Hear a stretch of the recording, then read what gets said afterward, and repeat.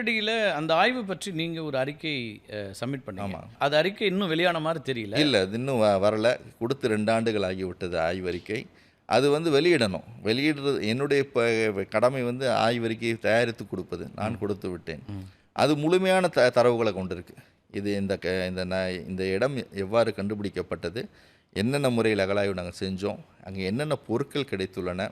அந்த மண்ணடுக்குகள் எவ்வாறு உள்ளன? அந்த மண்ணடுக்குகள் மூலம் எவ்வாறு நாங்கள் காலக்கணிப்பு செஞ்சுருக்கோம்? அதை எப்படி அறிவியலோடு ஒப்பீடு செய்திருக்கோம்? எந்தெந்த நிறுவனங்கள் நாங்கள் அறிவியலோடு ஒப்பீடு செய்திருக்கோம்? அத்தனை குறிப்புகளும் சேர்ந்து கொடுக்கப்பட்ட ஃபைனல் ஃபைண்டிங் என்ன? ஃபைனல் ஃபைண்டிங் பார்த்தீங்கன்னா, ஒரு நகர நாகரிகம் இருந்ததற்கான அடையாளம் நம்ம கண்டுபிடிச்சிருக்கோம். ஏன்னா தமிழ்நாட்டில் இதுவரையும் நகர நாகரிகம் இருந்ததற்கான அடையாளங்கள் நம்ம இன்னும் நம்ம சரிவர புரிஞ்சிக்கல. அதான் நம்ம சொல்லணும்.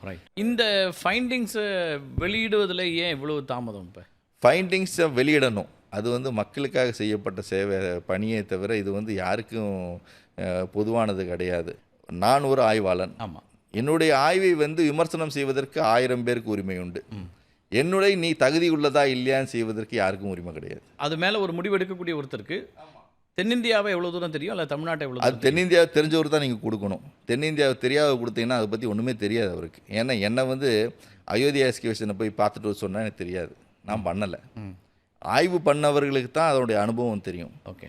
ஆய்வு பண்ணவர்களுக்கும் ஆய்வு சம்பந்தப்பட்டவர்களுக்கும் அதை அறிக்கை கொடுத்தாங்கன்னா அது நல்லாயிருக்கும். என்னை பொறுத்தளவு வெட்டிங்கிறது தவறான வார்த்தை. ஏனென்றால் நீங்கள் வந்து கிராமட்டிக்கல் மிஸ்டேக் பார்க்கலாம். அதை தவிர வேறு எதுவும் செய்வதற்கான வாய்ப்பு இல்லை. ஏன்னா முடிவு வந்து ஆய்வாளனுடையது. அந்த முடிவை மாற்றுவதற்கான அதிகாரம் யாருக்குமே கிடையாது. விமர்சனம் செய்வதற்கு எல்லாருக்கும் உரிமை உண்டு.